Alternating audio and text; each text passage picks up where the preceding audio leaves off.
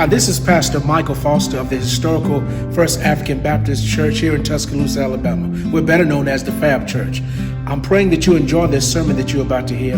I pray that it'll be life-forming and life-changing, and that it will meet you just where you are. My prayer is that the Lord will just touch you, and prayerfully this sermon will help lift your spirits and get you to the next level where the Lord will have you. God bless you and enjoy.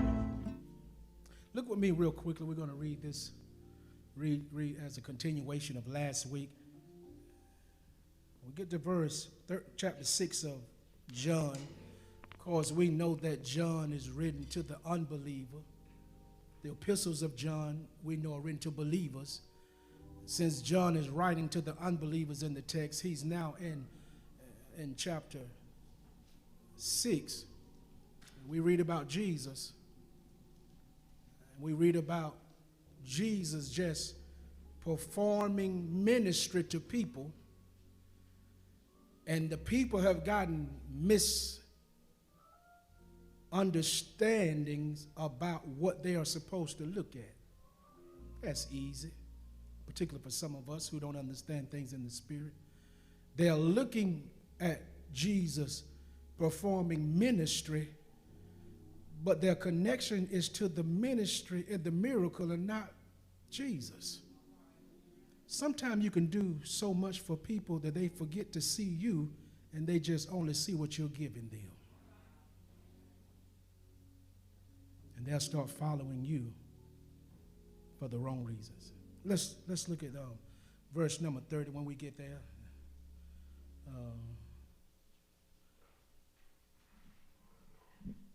Chapter 6, verse number 30, you'll find these old and familiar words.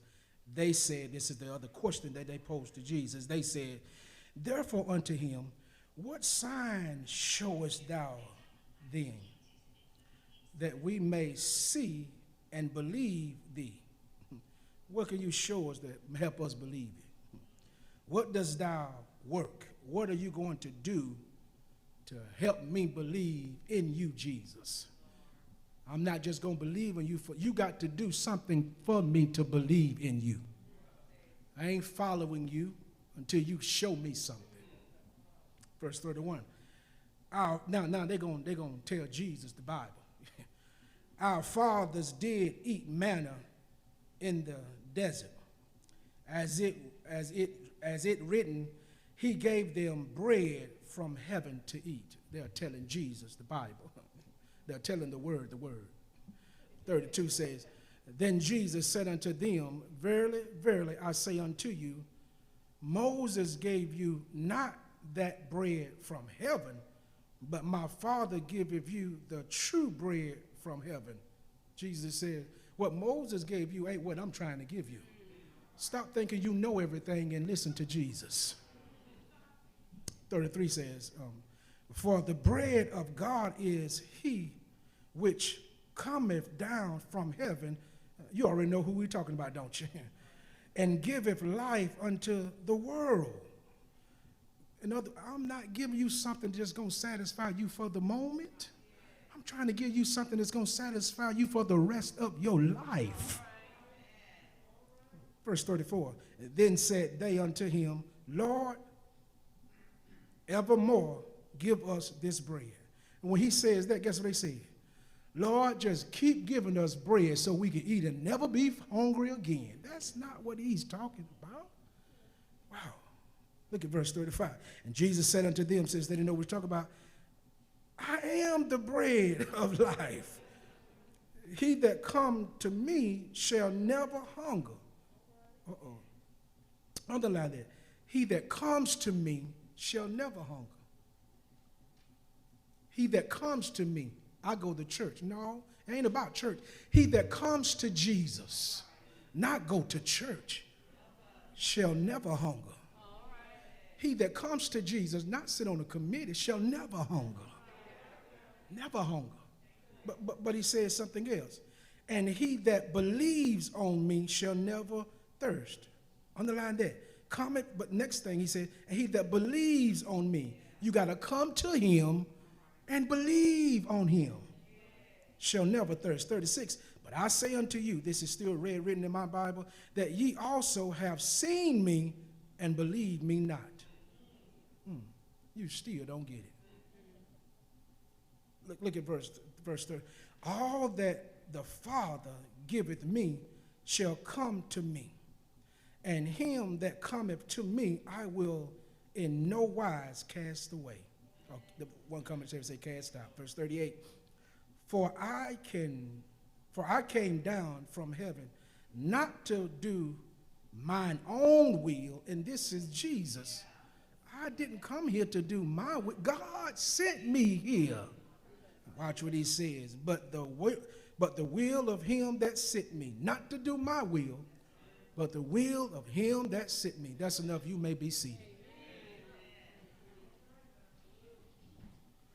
Lord have mercy. Brother Ryan, hear him get away from the organ, because I feel like singing, the storms just keep on raging in my life. Sometimes it's hard to tell the night from day. Lord have mercy. Time won't give me time, because I believe that the preached word is the only thing going to last. I'm not trying to sing nobody happy. I'm trying to preach the gospel. And I want to talk for a few minutes from the subject of following Jesus for the wrong reasons, but underscore that so you don't get this sermon mixed up with the last sermon. Unprepared for the real miracle. Following Jesus for the wrong reason. And there's an underscore that unprepared for the real miracle. Beloved, I'm in a hurry today because like that upper room with Paul, it's a little hot. It's cold outside. We've got hot in here. And I'm going to try to grab your attention for a few minutes, because when you're in a room and you're trying to pay attention and it get hot, the next thing on the hot is sleeping. And I don't want to put you to sleep, because if I put you to sleep, I'm going to have to holler to wake you up. Listen, today this is going to mess with some of our theology. It's going to mess with our theology today, because I'm going to pull, abstract, going to look at some things in the text that you might not be privy of, because you've read this story from the beginning of time. This has been your little Sunday school story ever since you was a child. And because you read that story, now you think you know that story. And I want to be able to help you understand a few more things about this text that will might aid you in your walk. I don't want you, again, to think like me. My responsibility today is to get you to think. And I'm going to mess with your theology just a little bit, because when I look at this text and you look at the text, when we think somebody's walking away for Jesus or following Jesus for the wrong reason, I want to lift up this little thing in the text that you don't see, this one name that you don't see, because you think that when someone is not following Jesus or following Jesus for the wrong reason, you oftentimes want to give someone credit for something he didn't do. And I want to remind you today that the person I do not see in the text is Satan. My seminary professor always told me, and I've told you this, if Satan is not in the text, then we can't put him in there. And so when we look at the text, if Satan is not in the text, we have to understand that we can't place him there. Satan cannot be blamed because Satan is not mentioned in the text.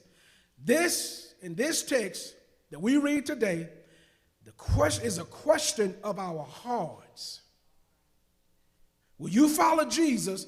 Not blaming somebody else why you can't follow Jesus, because this is a question of your heart. I had to do the same thing when I'm reading this text. I'm not trying to cast my disperse anything on anybody else. I too, when I read this text, I had to come to the conclusion, and I have to ask myself the question, am I following Jesus for the right reasons? Am I in the church for the right reasons? When I say I love Jesus, am I loving Jesus because of who he is, or am I loving Jesus because of what he can give me? Talk back to me if you can. That's the crucial question this morning, is do you love him or do you love what he gives you? Because in the reality today, beloved, I want us to really look at ourselves today, not just get rid of the sermon real quick because I've read this story, but the true question is today, why are you following Jesus? And if not, are you following Jesus for the right reasons? That's what you got to struggle with today. That's what you got to look at and discover in your own lives. Am I following Jesus for who he is, or I'm just following him for the meat and the bread? When we zoom into the circumference of this text, there's something interesting and intriguing. Jesus is attempting to help us understand that the true miracle is not in feeding the 5,000, but instead the miracle that we're looking at today is the part that we need to see that's larger than feeding the 5,000. What we're looking at today is simply this: Jesus himself is the bread of life. That's the bigger picture that we're looking at today. This don't excite some of us that Jesus is the bigger picture, that he's the light, that he is that whom we're talking about today. Because sometimes Jesus is the afterthought of our decision-making skills. That means we make up our minds to do what we want to do, and then we tag Jesus on the end, and we didn't consult Jesus at first. We tag him on the end, and we expect things to work out our way when we didn't even consult God in the first place. If we were to be honest today, some of us do what we want to do because we're big and bad to do, or because we think there's some type of authority given to us to do it. And then when God don't bless it, we want to blame everybody else, but we don't realize, number one, we did not consult God before we made our move. So when we look at this text today, he is feeding the crowd because he is the bread of life. The fish and the loaves miracles was an illustration of a greater context of what we're going to discover today. That Jesus, number one, he never catches us off by surprise, but what catches us by surprise is that we're not spiritually connected to Jesus. Because he's given us an illustration when he feeds the multitude, these 5,000 people. He gives this illustration of who he is while he's doing it. And some of us and them in the text are so busy focusing on filling up our stomachs, filling our bellies, pleasing the flesh, that we are forgetting about he's the bread of life. Look at this text today. He's helping us understand. He himself is what we're looking at. He is the Old Testament manna that the Lord poured down in the Old Testament. Jesus was there. He is the manna from on high. But he's also the bread that he keeps breaking and blessing and giving that never gives out. They look at that as a miracle, but Jesus is saying, look at what I'm doing. I'm blessing it, I'm breaking it, and I'm giving it. And it never runs out. They so hungry in the flesh that they don't see in the spirit something is miraculously happening right here. And they start to look at the miracle because a little bread in his hand, he just keep breaking it and blessing it and giving it. Watch this. And it don't even run out. We've got 12 baskets left over. He's proven how he is the bread of life and that he would never run out and that he will never just be enough. The 12 baskets represents he's more than enough. He's abundant. He will never run out. He himself is explaining this. He's trying to explain to them he's the bread of life. Last week we found out that when we were following Jesus for the wrong reason, number one, when we lose sight of where Jesus is. That you can't lose sight of Jesus. If you're following him, you can't lose sight of where Jesus is. That's why, as a little boy, they used to teach us a little story, particularly in elementary school, called Follow the Leader. They were trying to teach us how important it is to keep our eyes on the leader, and if we do that, we can never go wrong when we are trying to follow the leader. Then the next thing that we learned last week was when you only have worldly ambitions and desires, you'll always follow the Lord for the wrong reason. And beloved, what am I saying when I say that? Hold yourself. Watch this. This is really not about us. It's about him. And if your desire is to please him, what if him say something different than what we want? See how quiet I got right there? If my desire is to please God, whenever we tell God, Lord, whatever you want, and God gives us what he wants, then we're upset with God because that's not really my first choice, God. Last thing we found out is when you complicate salvation. You're following the Lord for the wrong reason when you try to make salvation something tough to say. The reason they tried to complicate salvation is this is what they wanted to say. That's too hard for me. I can't do that. So I don't want to follow you because you are too hard to follow. That's what we are.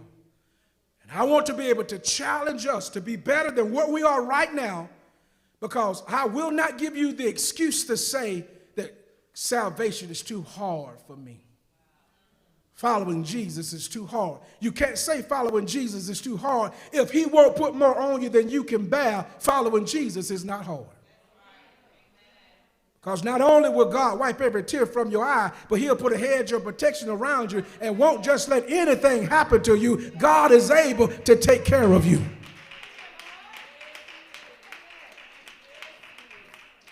So now we're here at verse number 30. This is where I want to put my kickstand down at to hold everything up. Verse 30 is real clear. They saw Jesus, and they are speaking to Jesus, and this is what they say to Jesus. They say to Jesus, give us a sign so that we may believe in you. This is to us, this is crazy. God don't have to give you no, either you follow God or you don't follow God. God ain't got to give you. Who do you think you are to tell God, to impose on God what he ought to do to us? But yet they said in the text, because they are unbelievers, and I want us to get this out of this text. We think because they are with Jesus, that they are following Jesus, that they are Christians, that they are unbelievers. They don't know who Jesus is. They are following Jesus, not because he's the master, but because he got the meal. And when Jesus feeds you, he really takes care of you. He really spreads the table for us. This man here, when you look at the table, it's just 2 biscuits and a few sardines. But by the time he get through, you will feel, you are satisfied. But your flesh is the only thing that's satisfied. Your spirit and your soul is not satisfied. They say, show us this sign. Jesus says, I am the sign and the miracle all in one. So that should have settled it, but that won't settle it. That should have fixed everything. When Jesus said, I am the sign, give me a sign. I am the sign. I am the bread from heaven from the Old Testament in which you speak. I am this New Testament bread that I keep blessing and breaking and giving. I just showed that as an illustration so you could understand the larger context in the teaching. I am that which you seek of. And they are following it for the wrong reasons. The first thing I see in this text, don't miss this, because this is one of the problems that the text poses for us. The first thing is misinterpretations always develop misunderstanding. Misinterpretations. Always. Now, these people, they didn't, let me just say this, just like the people in this Bible is somewhat just like some of us today. Some of us only go by what we think Jesus is saying. And this is what gets them in trouble, because Jesus is explaining to them this in verse 31 and verse 32. They are hungry again. It's the next day. They are hungry again. How do I satisfy this hunger that I have when yesterday when I was hungry, Jesus fed us? Now the crowd has expanded. They've heard about what Jesus did yesterday.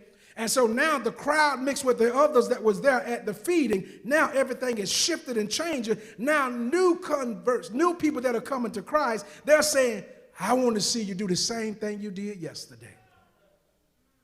Keep it in mind, if you follow Jesus, he will take care of you. But you're following him because you want that all the time from Jesus. And Jesus said, this ain't no Rocky Horror Picture Show.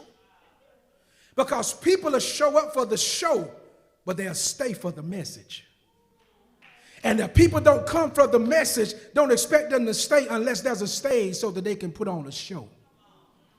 Jesus says, no more show here. I'm only feeding those that are following me for the right reasons. Watch what happens here in the text. They were hungry. This crowd is gathered. They're trying to manipulate Jesus to see if he will do it again. My. Trying to manipulate the word with the word. Watch what they're saying right there in verse number 3. This is what they're saying in verse 31 and verse 32. They're saying in verse 31 and 32, they're saying these words. They say, our fathers did eat manna in the desert. As it is written, he gave them bread from heaven to eat. But the reality is, and Jesus had to respond to this, you got a misunderstanding about what was happening even back then. And so what Jesus simply said is, your foundation is flawed, so whatever else going forward is going to be flawed as well. And he's trying to teach them. He says, you all didn't even know that the manna was for something that the Lord had sent to eat. You had to consult Moses, and you said, Moses, what is this? And Moses says, the man of God explained to them, this is what we've been praying for. This is what the Lord has sent is good to eat. And then they defiled that, because while they were eating that, the Lord said, I'll provide this every day. And you know what they did? They started trying to stockpile it in their houses and put it up. And the Bible said it spoiled and rotted and started to bleed, because they didn't want to get up out of their comfort zone and speak to the Lord on a daily basis. And the Lord caused what they stored up to bleed and rot. You know what they were doing? I don't want to talk to the Lord on a daily basis. Just give me my blessing so I can put it in my freezer and I'll go back and warm it back up. But God says, if you can't talk to me every day, I won't supply your needs every day. And it's spoiled. Lord, here Jesus is trying to help them appreciate, understanding God requires some interpretation by the Spirit. You cannot fully understand the Bible and its concepts and precepts if you don't have the Spirit of God. It's the Spirit that helps you with the interpretation, because by yourself you can't get it. Come here, Peter, because some others will misunderstand or misinterpret who Jesus was. And Jesus speaks to Peter and says, who do you say I am? Peter says these words, thou art the Christ. And Jesus speaks back and says, your flesh and your blood did reveal that to you. That had to come from a higher place. Come here, because I think you're missing all of this. You've got to be at a higher place and have the Spirit of God to understand what God is saying in your life. There's a problem with their interpretation here. Not only there the Spirit of God, there has to be prayer from the heart to understand what Jesus is doing. They're looking at this from a physical standpoint. Jesus is talking from a spiritual. And that connection can never be made, that you can understand what Jesus is doing, when you're walking in the flesh. When you're doing fleshly things. And they want to turn it on and say, God, I need your help. Beloved, as sad as I want to help you today, that is not how it works. You cannot live any kind of way and come to God and say, now I need your help. No, that's not how it works, beloved. Lord, I know that hurt your feelings. That's not how it works. You can't treat people any kind of way and then come to God. I know I hear from the Lord. No. When you're living foul, living any kind of way, living in sin and spirituality don't connect with each other. Sin separates us from God. And if you're separated from God, how then can you understand God's Spirit? Lord, I must be preaching to the wrong crowd. Y'all not talking back to me this morning. Here it is. Interpretation comes by the Spirit. Prayer from the heart. But one last thing you can get some good interpretation from. Fasting. When you don't understand what God is saying, you better start praying and fasting. I'm not giving the scriptures proper context. Praying in the Spirit and fasting in the Spirit. Because I am convinced that some of our prayers are not being heard. I didn't say some of our prayers are not being heard based on how we live and how we react and respond. See, this Jesus thing, this Christianity, this is a real thing. And sometimes we govern spiritual things by our worldly perspective, and that's not how God works. God works in humanity. What humanity sends up to God, God has a threshing floor for what gets through and what's not. Just any old thing don't make it to God. Lord, I know this ain't helping you this morning. But you just can't send up anything, Cain, and expect for God to accept it. And then get mad with Abel because he don't. That's your prayer. That just what you did is what God's going to have to accept. Don't get mad with somebody else because God blessed them. This misinterpretation. They took the words literally when Jesus was speaking spiritually. How many times is there interpretation problems in our lives because we misunderstood something even from each other? Well, we ourselves have to go back and say, I didn't mean it like that.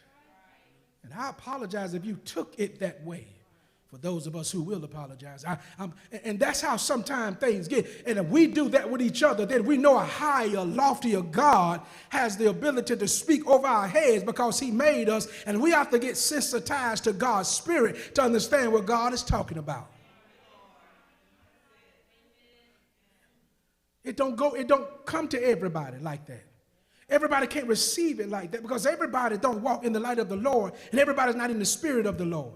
And these individuals are not in the spirit of God. It is something that's keeping them from understanding the spirit of God, and it's their flesh. The flesh can never please God. And you know what's happening right now? The flesh is weak because they are hungry.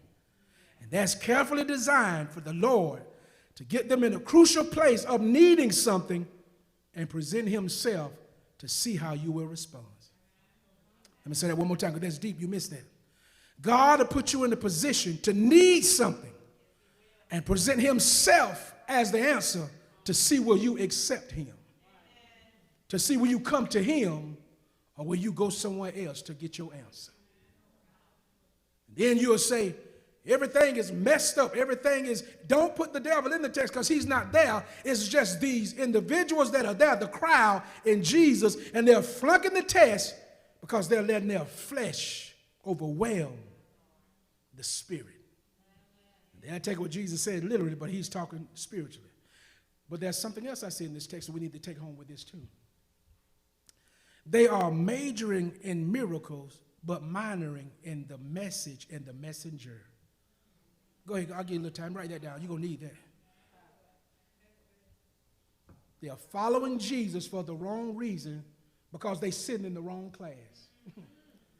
They are majoring in miracles, but they are minoring in the message and the messenger. Don't you let yourself get to the place where your own beliefs become more important than the master.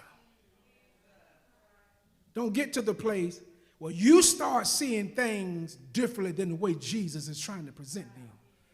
Church, let me say it like this here. You don't ever want to minor in Jesus. Jesus ought to be everybody in here is major. And when Jesus is everybody's major, in order for you to know that Jesus is your major, sometimes Jesus will give you a test. Here it is. I'm going to wait till you get hungry and frustrated, and I'm going to present myself as the answer, and you get to take the test to decide, will I choose the answer or will I look somewhere else? Watch what they say here in the text. Then said to him, Lord, give us the bread always. They don't want Jesus. It's evident. They're saying it right now. They're majoring in the miracle. Give us the miracle. We don't want the Messiah, the master, the messenger, or the message. They don't want that. Just give us the miracles. Watch what their answer is to Jesus. Give us bread always. This part of the text simply means this. Just keep feeding us what you gave us yesterday.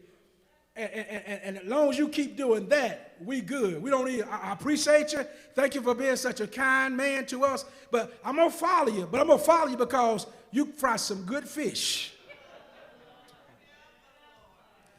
You put a little toast on that bread. And so by the time we put the mayonnaise with the fish and the tartar sauce or whatever it is, by the time we finish eating, God, I want you to be my Shoney's. I don't need you to be my Christ. Whenever my flesh is hungry, not for you, when my flesh is hungry for the things of the world, I'm going to come to you so that you can supply my earthly needs. And Jesus is trying to tell them, look, if you take me in, you won't ever get hungry again. That sounds good, Jesus, but I'm fine. Just give me the fish sandwiches. And Jesus, can you imagine how Jesus feels? I mean, literally, can you really feel how Jesus feels? That the Lord God has sent him down from heaven to help his people, and he's trying to help them, and they're telling them, we might have, Jesus, we hear you, we understand, but I'm not really about that right now. He came, hung, bled, and died. Watch the text today, because this, you have to be sure about what you're majoring in to follow God. Let me put it this way. What they wanted, he would not give.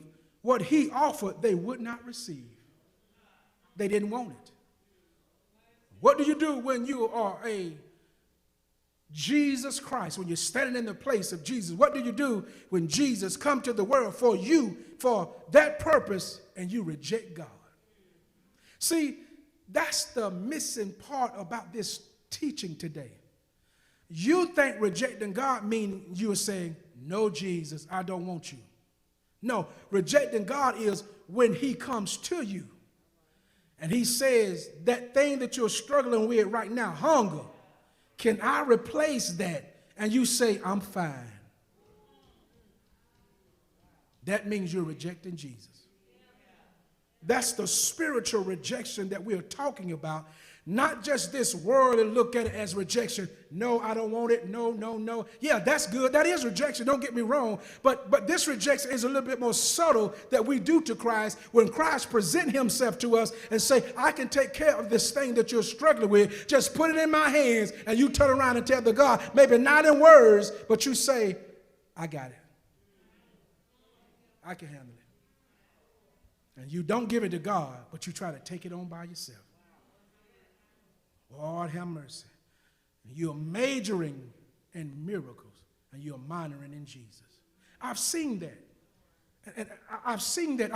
I've seen people, and an ex-moderator in another area, I've seen people who major in music, and they got the best sounding choir, and the whole church show up for choir rehearsal, but Bible study, nobody shows up. Because the word don't mean as much as music. And music is important. It's a part of the worship experience. But don't you major in music and minor in Jesus. I'm trying to teach you here now. Don't you major in everything else but Jesus. Don't you major, come to church and major in your position as pastor, and don't major in Jesus, because that will not work. Because the truth of the matter is to be told, God ain't concerned about titles. God is more concerned about testimonies. I don't want you to come and throw your title around. Can you come in and throw your testimony around? Because I've heard people talk a whole lot about what they know about this and about that, but God is not concerned about this and that. God is not concerned about a title. Can you tell a young child your testimony that will make them come to Jesus and give their life to him? Goliath had a title called the giant, but David had the testimony. David said, before I fought Goliath, I had some other small battles with lions and bears. In other words, the fights that he had pre-Goliath was his testimony, so that when Goliath came up, he had some reference point, and David was simply saying, if God did it before, God can do it again. Now, would you rather have that, or would you rather have a title? You better get yourself a testimony. And the testimony ain't just something new to the Baptist church. The Bible always talked about a testimony. We gave those charismatic churches a whole lot of problem and trouble about their testimony. We've talked to them about testimony service, and we kind of denigrated them about testimony service. But every once in a while, even in the church, we ought to break out with a testimony service.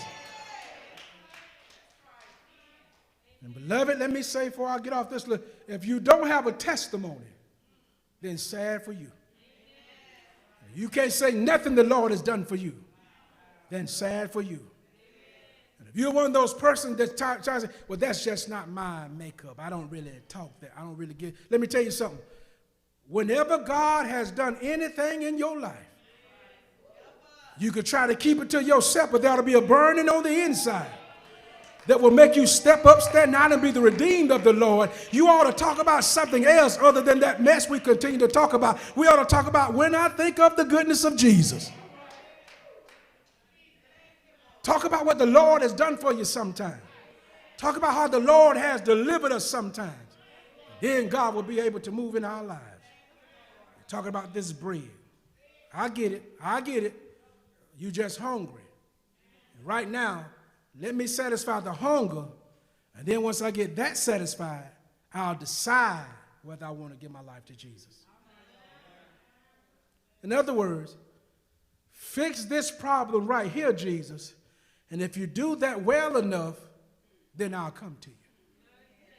That's not how it works. That's not how it works. God loved us while we were yet in our mother's womb. He loved us. He didn't wait for you to be born to decide whether he was going to love you. He just loved you anyhow. And now you can't love him because you want him to do something to prove, to show you a sign that he loves you before you can love him back. We love God because he first loved us. So after majoring in miracles and minoring in the message and the messenger, one last thing, I'm out of here. I'm finished. One last thing we got to see. We have to concentrate on coming to Jesus. Don't miss that little word, concentrate. It's hard to come to Jesus when this text says hunger is dealing with their flesh. Don't let intellect be the reason you can't come to Jesus. I know too much to need Jesus. I know all the articles of faith, and I can call every book of the Bible, and I can do this, and I can do that. And don't let that be your reason for not coming to Jesus. This crowd is saying, we know by bread. You can't tell us nothing by bread. Our father ate bread in the desert, and God gave us bread. You can't tell us nothing about bread. All you can do is just give me the bread. You remember that woman at the well? Our fathers worship up, and Jesus says, let me look. Jesus didn't answer the question. Jesus said, go bring me your husband. Because every once in a while, Jesus have to get in our business to show us that we are not so got it all together. And as we critique folks and criticize folks and try to punish folks and do all that stuff to other folk, sometimes Jesus have to remind you that, hey, don't act like you got it all together, because if I would open some stuff in your closet, and some of this stuff in your closet, it ain't even skeletons. There's still some meat on some of this stuff. That's why I don't try to judge nobody, because I know I got a closet. Why did you didn't do it like this, and I want to do it like that, and don't show me nothing until you get this and that. No, how about saying, let's see if we can't work together to get it done. Because concentrating on coming to Jesus, the part I want you to get is concentrate. It's hard to concentrate when you're hungry. Believe me, I know. I've lived in poverty. I live with a single parent. I know what it is to be hungry. I know what it is. Some of y'all under 40 can't get this. Talia, you won't get this. I know what it means to wait on the mailman to bring the stamps. Some of y'all get that. Don't worry about it, Ryan. Y'all got cards. I know what it means to wait on. I know what it is to be hungry. And when you're hungry, it's hard to concentrate. I know what it means to sit in the classroom waiting for lunch. Because I was hungry. It's difficult when you're hungry. Your flesh and your emptiness and your hunger tells you, just satisfy my flesh, forget about anything spiritual. And God is trying to remind us, you put your flesh under subjection in order to receive me. Concentrate on coming to Jesus, and the more you step toward him, the more the flesh will be relieved. He says, all that the Father gives me will come to me. And the one who comes to me, I will by no means cast away. If you come to me, don't misinterpret this scripture.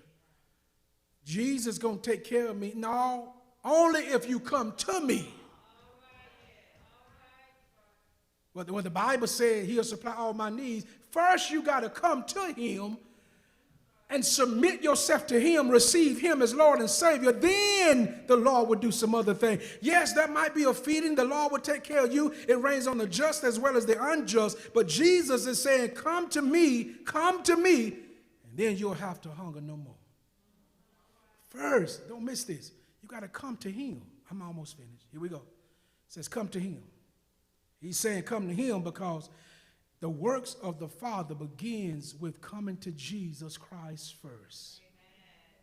Amen. God can't bless you unless you come to him. But the final thing is this I see. Coming to Christ is very simple. There is a bicameral way of coming to Jesus that I think we need to understand. Number one, and this is what I want us to get. Number one, let's have a theological bicameral branches. One is to come away from something, or not only come away from something, but come away from everything else to come to Jesus. Come away from something or come away from everything else. For some of us, it's something, but for some of us, it's everything else that's keeping you away from Jesus. So when he says come to Jesus, come from something or come away from everything else. But then there's a second verification of what this text is teaching us. And the second thing is to come to something, which means come to Jesus, or not only come to Jesus or come to something, you've got to be able to understand, not only do we come to Jesus or come to something, or you come to Jesus or everything else that you think you need. What else do you think you need? Leave that behind. Come here, rich young ruler. Good master. I'm finished. Tell me what good thing must I do that I might inherit eternal life. Sell everything you have and follow me. For some of us, it's our mentality. For some of us, it's our mentality. Forget trying to do anything else but be the bigger person and follow me. Yeah, but I've learned this since I've been in church all my life. And some of us brag about our years. But at the end of the day, have you come to Jesus and surrendered all to follow him? Or are you following him for the wrong reason? Let us remind ourselves, how much do we need God? How much do we need God? He said, not to do my own will, but the will of him who sent me. Jesus gives an invitation that it's not even about him, but to us it's about him. He said, I'm not here because I just saw some folks and decided to feed them. I'm here because God himself sent me here for the purpose of God himself. He said, I'm here for the will of him that sent me, and that is God. Beloved, I want to remind us of this, and I want us to hear this real good. After we get through with all this other stuff that we're doing, after we get through with all the fussing and the arguing and the fighting, that's what I want us to understand. The grass withers and the flower fades. But the word of our God shall live forever. At the end of the day, yes, Lord, at the end of the day, everything else going to die and wither. But the word of our God shall stand.